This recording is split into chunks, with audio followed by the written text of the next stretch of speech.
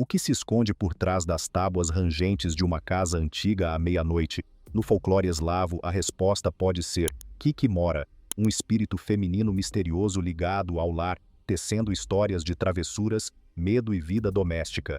Esta não é apenas uma história de fantasmas, é uma janela para as crenças, medos e a vida cotidiana das pessoas ao longo dos séculos na Europa Oriental. Por que os antigos eslavos culpavam Kikimora por noites mal dormidas e fios emaranhados? Como esse espírito moldou sua compreensão do mundo? Neste vídeo vamos desvendar a história, os mitos e a relevância cultural de Kikimora, com base em fontes históricas e repleto de fatos surpreendentes. Prepare-se para explorar uma figura tão assustadora quanto fascinante e fique até o final para perguntas que vão despertar sua curiosidade. Antes de continuar, já deixa o seu like e se inscreva no canal. Dessa forma você fica por dentro do universo mitológico. A Kikimora é um espírito doméstico feminino profundamente enraizado na mitologia eslava, uma figura cujo nome por si só provoca arrepios. Suas origens estão nas crenças animistas dos povos eslavos, que viam espíritos em cada rio, floresta e lareira. No século VI d.C., antes que o cristianismo se consolidasse, os eslavos acreditavam que o mundo estava vivo com seres invisíveis que governavam espaços naturais e domésticos. A Kikimora, frequentemente chamada de Kikimora da casa, era um desses espíritos, ligado à lareira ou ao porão da casa. Seu nome provavelmente vem da raiz eslava antiga Kika, que significa torto ou retorcido, combinada com Mara, um termo ligado à morte ou ao destino em línguas indo-europeias. Essa etimologia sugere sua natureza inquietante, um espírito que distorce a ordem do lar. Por que isso importa? Imagine uma noite fria de inverno em uma vila eslava do século IX. A lareira é o coração da casa, mas também um portal para o sobrenatural. As famílias acreditavam que a Kikimora vivia atrás do fogão, fazendo barulhos para exigir comida ou oferendas. Se ignorada, ela poderia emaranhar fios de costura ou quebrar prato. Isso não era apenas superstição, era uma forma de explicar o caos da vida cotidiana. Textos históricos como a Crônica Primária do século XI não mencionam a Kikimora pelo nome, mas descrevem rituais eslavos em homenagem a espíritos domésticos, sugerindo sua presença nas tradições orais. No século XII, com a disseminação do cristianismo, monges registraram crenças pagãs, frequentemente demonizando figuras como a Kikimora. Ainda assim, ela persistiu no folclore, um testemunho de sua força cultural. A Kikimora foi uma das primeiras explicações para a paralisia do sono no folclore russo. Imagine acordar, incapaz de se mover, sentindo uma presença no quarto. No século XV, os moradores das vilas atribuíam isso às Kikimora, plural para múltiplos espíritos, que pressionavam o peito dos que dormiam. Essa crença, registrada em estudos etnográficos do século XIX por Ivan Sakharov, mostra como o folclore explicava fenômenos médicos. A Kikimora nem sempre era maligna, no entanto. Em algumas histórias ela ajudava donas de casa diligentes, fiando lã à noite se a casa estivesse arrumada. Essa dualidade, prestativa mas perigosa, tornava-a uma figura complexa, refletindo a imprevisibilidade da vida. A aparência da Kikimora variava por região. Nas histórias russas, ela era uma mulher pequena e enrugada com pés de pássaro, vestida em trapos. No folclore polonês, ela era uma metamorfose, às vezes uma jovem, às vezes uma sombra.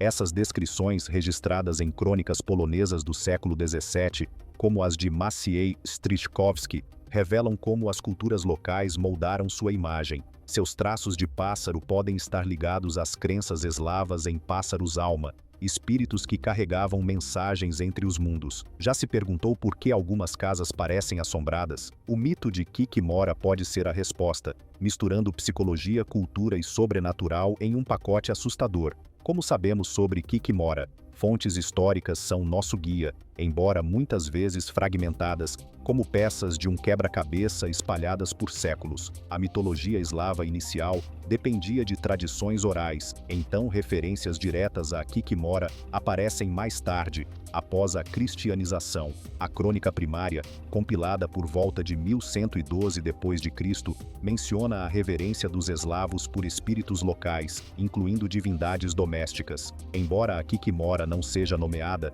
estudiosos como Boris Rybakov argumentam que ela se encaixa no arquétipo de espíritos domésticos descritos nesses textos. No século XV, registros eclesiásticos de Novgorod condenavam práticas pagãs, incluindo oferendas a demônios domésticos, provavelmente incluindo a Kikimora. A Kikimora nem sempre era um espírito natural. Algumas histórias afirmam que ela era uma alma humana, frequentemente uma criança morta sem batismo ou uma mulher amaldiçoada por negligenciar seu lar. Essa crença, registrada no folclore ucraniano do século XVIII por Mikhailo Chulkov, conectava a Kikimora às ideias cristãs de pecado e redenção. Essa mistura de elementos pagãos e cristãos tornou a Kikimora uma figura versátil, adaptando-se às mudanças nas crenças. Por que Kikimora perdurou na cultura eslava? Ela não era apenas uma história assustadora, simbolizava as tensões da vida doméstica. Na sociedade eslava medieval, o lar era o domínio da mulher, onde fiar, cozinhar e limpar eram deveres sagrados. A Kikimora encarnava o ideal de ordem, mas também o medo do fracasso. Um fio emaranhado ou leite azedo não era apenas um erro, era a ira da Kikimora. Sua conexão com a fiação é particularmente reveladora. Fiar lã era uma tarefa noturna, e o emaranhamento de fios pela Kikimora refletia medos de trabalho desperdiçado. Nas vilas russas do século XVIII, as mulheres deixavam oferendas, pão ou sal, na lareira para apaziguá-la, como registrado pelo etnógrafo Vladimir Dal. Esse ritual, enraizado no animismo pagão, mostra como a Kikimora governava o ritmo da vida rural. Seus pés de pássaro, mencionados em contos poloneses, podem simbolizar o voo da alma, conectando-a à morte e ao além. Essa dualidade, vida e morte, ordem e caos, tornava-a um símbolo poderoso. A Kikimora nem sempre estava sozinha. Algumas histórias a associam ao domovoi, o espírito masculino da casa. Enquanto o domovoi protegia o lar, a Kikimora o perturbava, a menos que fosse apaziguada. Essa dinâmica, descrita nas visões poéticas dos eslavos sobre a natureza de Afanasiev, reflete papéis de gênero na sociedade eslava, onde homens e mulheres tinham deveres distintos. A influência de Kikimora ia além do lar. Na Rússia do século, seu nome tornou-se um insulto para mulheres preguiçosas ou problemáticas, mostrando como o folclore moldava a linguagem. O etnógrafo Nikolai Nikiforovsky observou contos bielorrussos onde a Kikimora assombrava pântanos, atraindo viajantes para a morte. Essa transição da casa para a natureza selvagem reflete como o folclore se adapta a novos medos, como os perigos de paisagens indomadas. A versatilidade de Kikimora, doméstica, sobrenatural e moral, manteve-a viva em histórias, canções e até na mídia moderna, onde aparece em jogos e filmes. Já se perguntou como histórias antigas permanecem relevantes? A sombra de Kikimora se estende ao século XXI, provando o poder duradouro do folclore. Enquanto os eslavos medievais haviam por trás de cada rangido, o público moderno a encontra em livros, jogos e filmes. Na série The Witcher de Andrzej Sapkowski, a Kikimora é um monstro de pântano, uma referência aos contos bielorrussos. Jogos como Pathfinder, Kingmaker a retratam como um espírito doméstico travesso, mesclando mitos antigos com novas narrativas. Essas adaptações, embora nem sempre precisas, mantêm o nome de Kikimora vivo, despertando curiosidade sobre suas origens. Já jogou um jogo e se perguntou sobre seus monstros? A presença da Kikimora mostra como o folclore alimenta a criatividade. Seu legado também vive na linguagem e na cultura. Na Rússia, chamar alguém de Kikimora ainda implica desleixo ou encrenca, um fóssil linguístico de seu mito. Na Bielorrússia, histórias da Kikimora dos pântanos continuam, advertindo crianças a evitarem charcos. Essas tradições, embora em declínio, mostram como o folclore molda comportamento e identidade. A conexão de Kikimora com a paralisia do sono a liga à ciência moderna.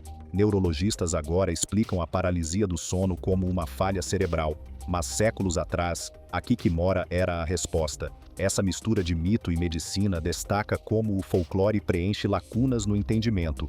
A lenda da Kikimora também levanta questões sobre gênero. Como um espírito feminino que pune falhas domésticas, ela reflete expectativas patriarcais. Já notou como os mitos frequentemente julgam as mulheres mais severamente?